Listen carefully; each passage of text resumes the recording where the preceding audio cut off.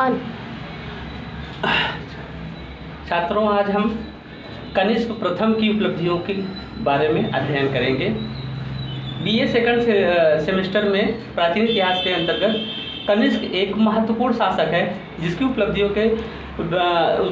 के बारे में आपसे बड़े प्रश्न बन सकते हैं। आपके एग्ज़ाम में बड़े प्रश्न आ सकते हैं, इसलिए इसके इम्पोर्टेंस को देखते हुए मैंने इस वीडियो को आपके सामने प्रस्तुत करने के लिए प्रयासरत हूँ। यकीन है कि आप लोग हमारे नोट्स को बनाएंगे और हमारे पढ़ाए हुए जो है नोट्स से आपको काफ़ी सहायता मिलेगी। आप लोग पेपर में अच्छे ढंग से प्रदर्शन कर सकेंगे। ठीक है, तो मैं अपना परिचय देते हुए कहूँ, मैं राजीव कुमार गुप्ता, असिस्टेंट प्रोफेसर, और मैं आप लोगों के लिए प्राचीन इतिहास संबंधित बीए और एमए की संबंधित वीडियो में बनाऊँगा। आप लोग आशा है कि हमसे लाभ अवश्य प्राप्त करेंगे। चलिए आज शुरू करते हैं कनिष्क प्रथम की उपलब्धियों के बारे में। देखिए, कनिष्क एक ऐसा शासक है, आपके किताबों में जब आप पढ़ेंगे तो इसकी इतिहास संबंधी जो विवरण है वो बड़ा संदिग्ध है। ठीक है, इसकी सबसे जो विवादास्पद जो है उसकी तिथि को लेकर है। इसकी तिथि को लेकर काफ़ी विवाद है, परंतु देखिए बीए के स्टूडेंट हैं आप, अगर आप बहुत कुछ लिखने का प्रयास करें जितनी किताबों में आपके दी हुई तो शायद आप बोर हो जाएंगे। ठीक है, तो चूँकि आपको बीए के नोट्स के अकॉर्डिंग मैं लिखवा रहा हूँ तो मैं बड़ा शॉर्ट करके लिखा रहा हूँ ताकि आप लोगों को ज़्यादा से ज़्यादा इसका लाभ मिल सके। ठीक है, तो चलिए शुरू करते हैं। बीम कटफिशेस। ठीक है, बीम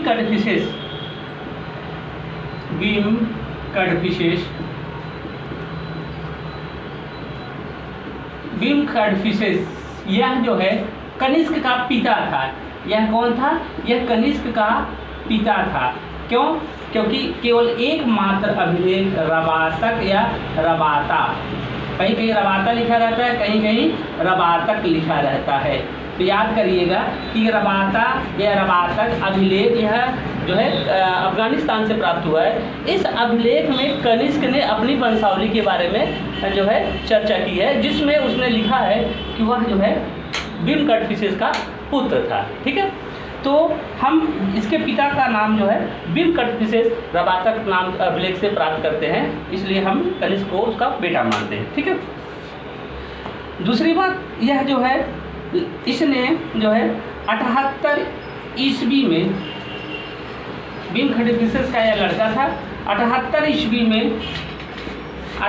ईस्वी में इसका शासनकाल माना जाता है। हालांकि यह जो है काफ़ी विद्वानों में बड़ा निष्कर्ष रहा, बड़ा विवाद रहा, और इन निष्कर्षों पे एल ए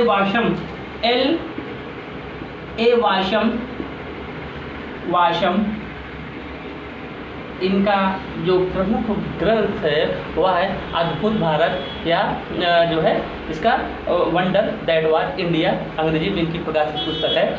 इन्होंने 78 ईस्वी को प्रमाणिक माना है। इसके लिए लंदन में 2 कॉन्फ्रेंस आयोजित किए जाते हैं, वह है 1913 में और 1960 में। इन दोनों अंतर्राष्ट्रीय कॉन्फ्रेंसों में यह आयोजित की गई थी लंदन में।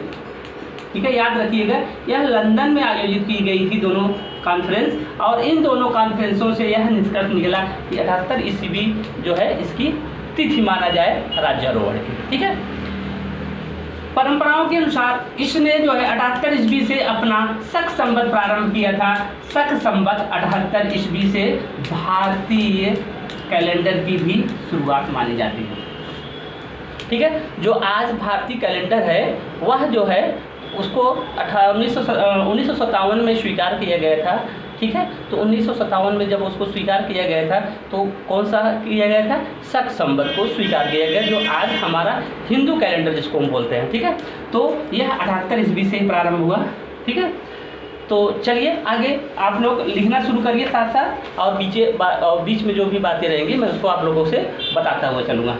चलिए लिखिएगा जो है कनिष्क प्रथम की उपलब्धियाँ, हेडिंग डालिएगा कनिष्क प्रथम की उपलब्धियाँ। इसमें लिखिएगा बीम कटफिशेस के पश्चात कुषाण वंश की सत्ता, बीम कटफिशेस के पश्चात कुषाण वंश की सत्ता कनिष्क के हाथों में आई। यह कुषाण वंश का महानतम शासक था। यह कुषाण वंश का महानतम शासक था। कनिष्क का काल 23 वर्षों का था।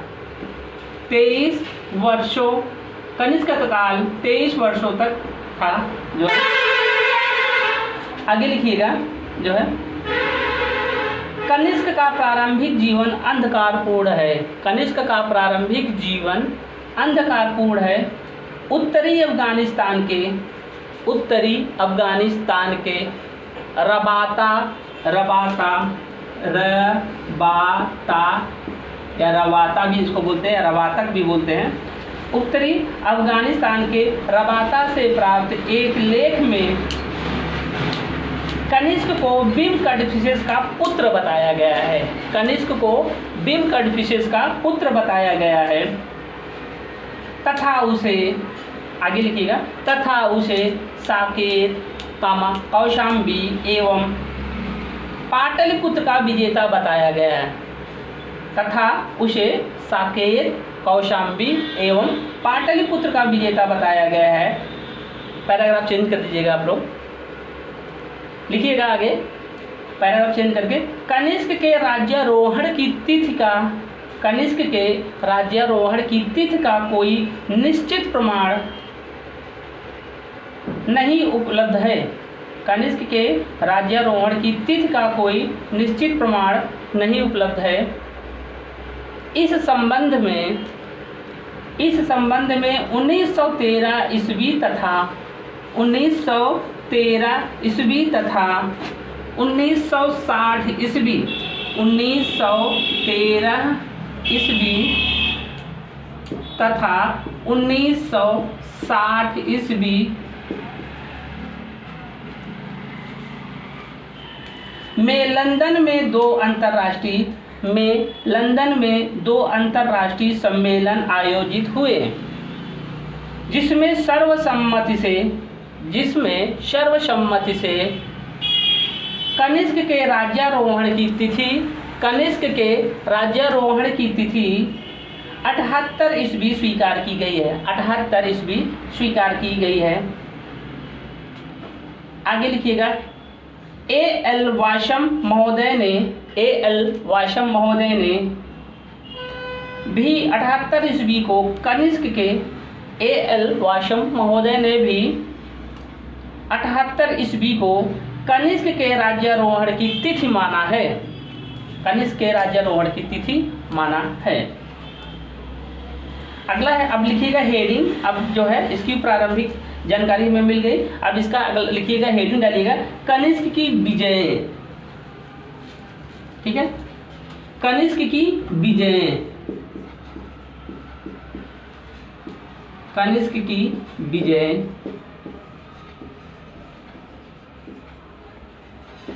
ठीक है, हेडिंग डाल दीजिए, कनिष्क की विजय लिखिएगा, इसमें डैश देकर।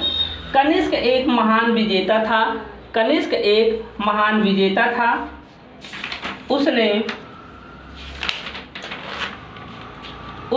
कड़फिसेस साम्राज्य को बहुत अधिक विस्तृत किया। कड़फिसेस साम्राज्य को बहुत अधिक विस्तृत किया। आगे लिखिएगा, इसके कुल 12 अभिलेख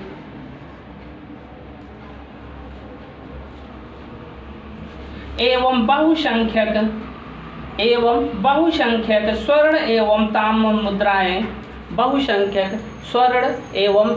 मुद्राएं प्राप्त हुए हैं। आगे लिखिएगा, बौद्ध साहित्य अभिलेख एवं सिक्कों के आधार पर, बौद्ध साहित्य अभिलेख एवं सिक्कों के आधार पर इसके इतिहास की जानकारी प्राप्त होती है। इसके इतिहास की जानकारी प्राप्त होती है। इसने निम्नलिखित विजय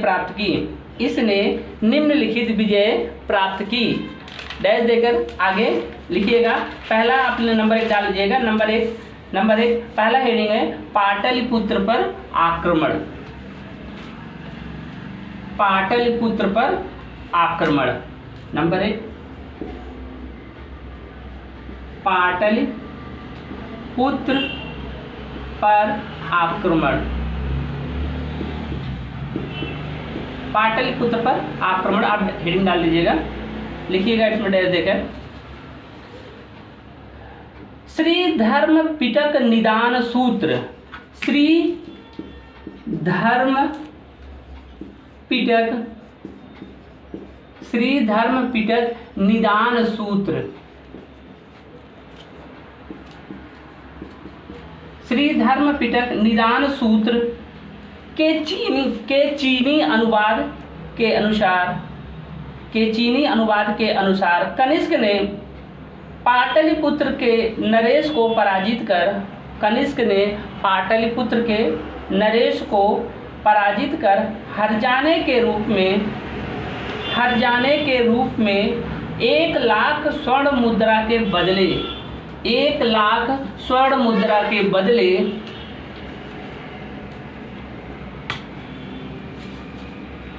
अश्वघोष नामक बौद्ध विद्वान अश्वघोष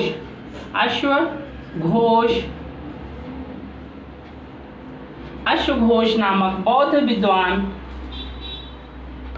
बुद्ध का भिक्षा पात्र, बुद्ध यानी भगवान बुद्ध का भिक्षा पात्र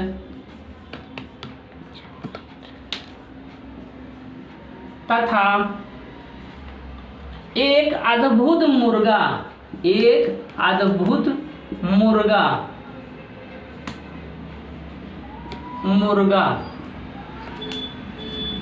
ठीक है, एक अद्भुत मुर्गा पाकर संतुष्ट हो गया।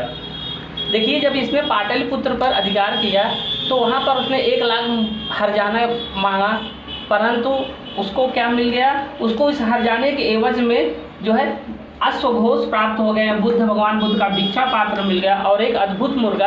यह 3 चीज़ें वह प्राप्त करके जो है वापस लौट जाता है, ठीक है, तो अपने साम्राज्य के अधीन कर लेता है।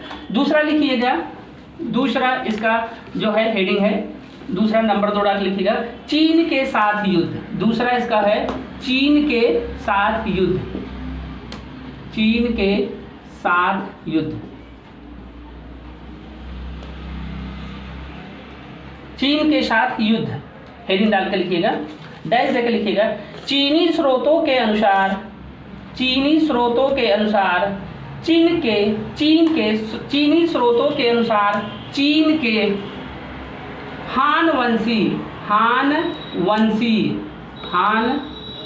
चीन के हान वंशी नरेश ने अपने सेनापति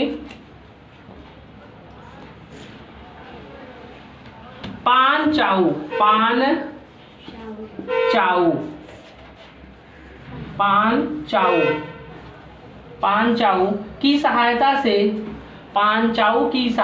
से काशगर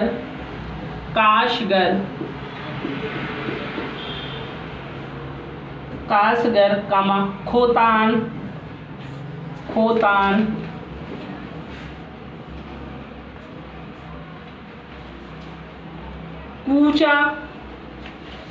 कूचा आदि को विजित कर संपूर्ण तुर्किस्तान पर अधिकार कर लिया। संपूर्ण तुर्किस्तान पर अधिकार कर लिया। कनिष्क ने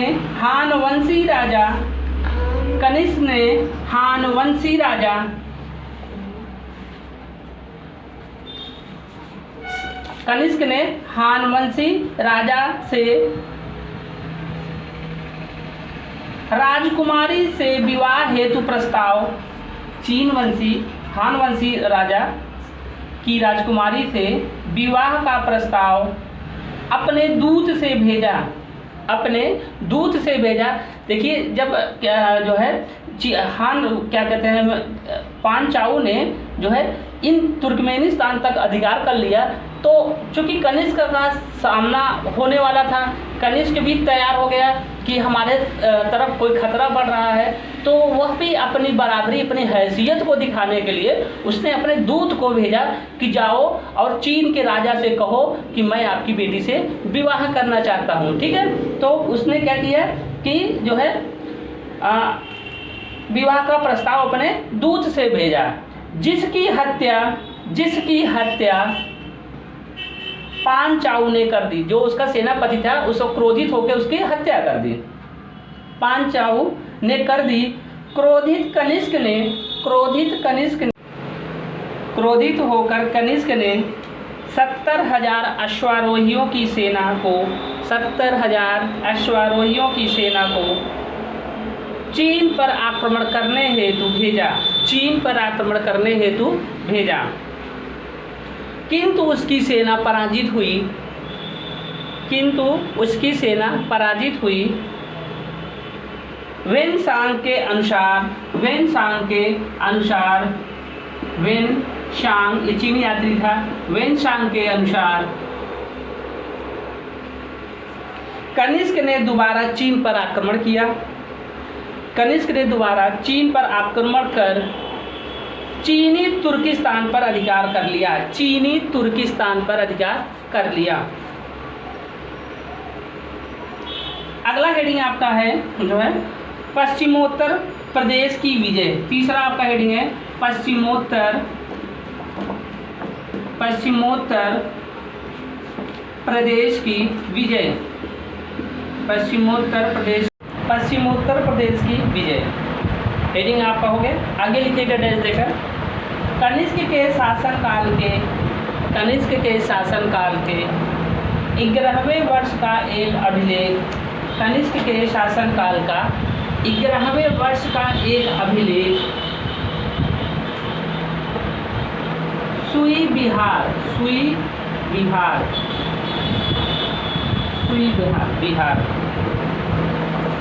11वें वर्ष का एक अभिलेख सुई बिहार ब्रैकेट में निचली सिंध से प्राप्त हुआ है, जिससे प्रमाणित होता है कि उसने अपने शासन के 11वें वर्ष निचली सिंधु घाटी को विजित कर लिया था। इसी वर्ष उसका एक अन्य अभिलेख पेशावर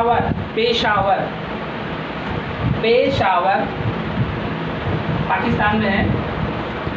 पेशावर ब्रैकेट में जेद्दा पेशावर ब्रैकेट में जेद्दा से मिला है, जो उसके अधिकार को और प्रमाणित करता है। कल्हड़ के अनुसार उसने कश्मीर में कनिष्कपुर नामक नगर की स्थापना की। कल्हड़ राजतरंगिणी में कहता है कि कनिष्क ने कश्मीर में कनिष्कपुर की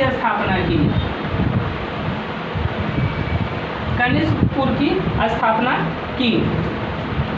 अगला हेडिंग है आपका जो है चौथा दक्षिण भारत पर विजय।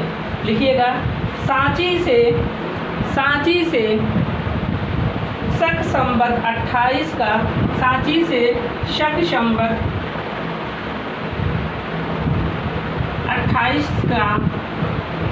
शक संवत 28 का एक लेख मिला है, जो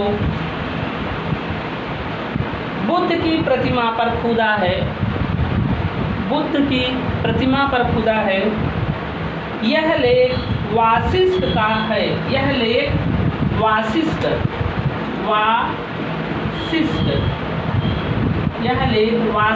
है।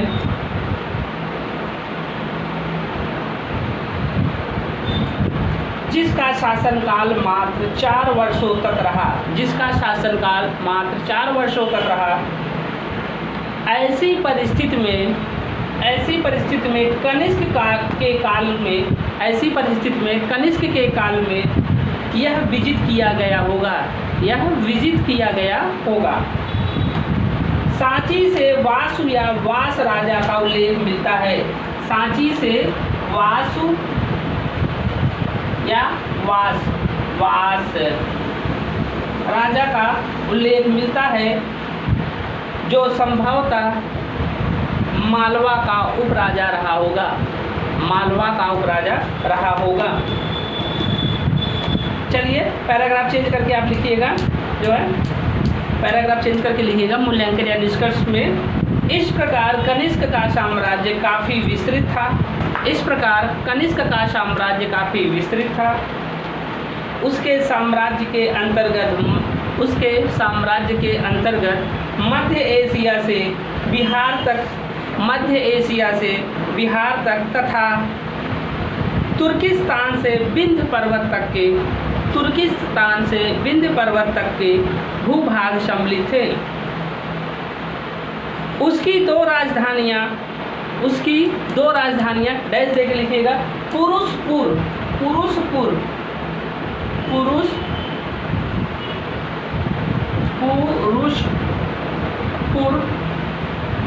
इसको पेशावर भी बोलते हैं। पुरुषपुर ब्रैकेट में पेशावर तथा मथुरा थी। वह बौद्ध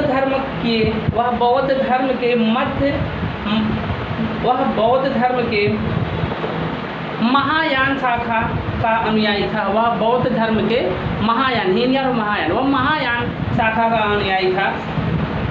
इसके संरक्षण में चतुर्थ बौद्ध संगीति का आयोजन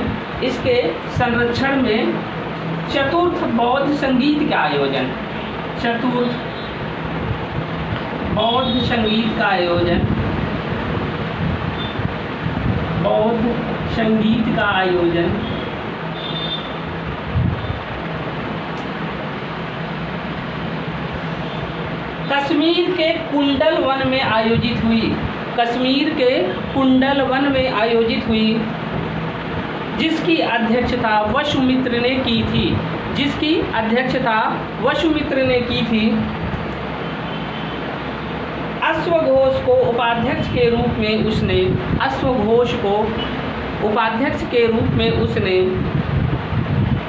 साकेत से बुलाया था। अपनी राजधानी में बुद्ध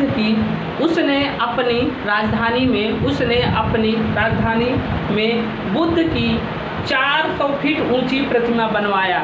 अपनी राजधानी यानी पुरुषपुर में उसने बुद्ध की 400 वह अन्य देवी देवताओं की मूर्तियों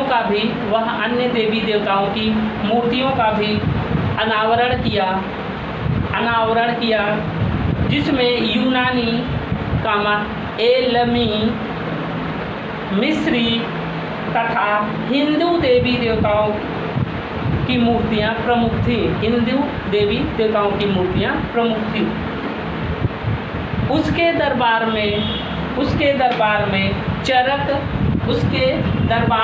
चरक, अश्वघोष, वसुमित्र, नागार्जुन आदि विद्वान शोभायमान थे। अंतिम दिनों में उसके, देखिए बेटा उसका अंत बहुत बुरा हुआ, क्योंकि अंतिम दिनों में उसके सैनिक इतने उससे ऊब चुके थे कि उसको रजाई में बांध कर मुकदरों से पीट कर मार डाले। ठीक है, तो लिखिएगा, अंतिम दिनों में उसके सैनिकों ने विद्रोह कर दिया, और जब वह बीमार था उसके सैनिकों ने उसे मुकदरों से पीट कर मार डाला। इस प्रकार यह कनिष्क की जीवनी एवं उपलब्धियों का मैंने आप लोगों को नोट्स लिखाया। आप लोग इसको अच्छे से तैयार कर लीजिएगा और आगामी परीक्षा में अच्छे से लिखिएगा। इसी आशा के साथ आज का यह वीडियो यही समाप्त होता है। धन्यवाद।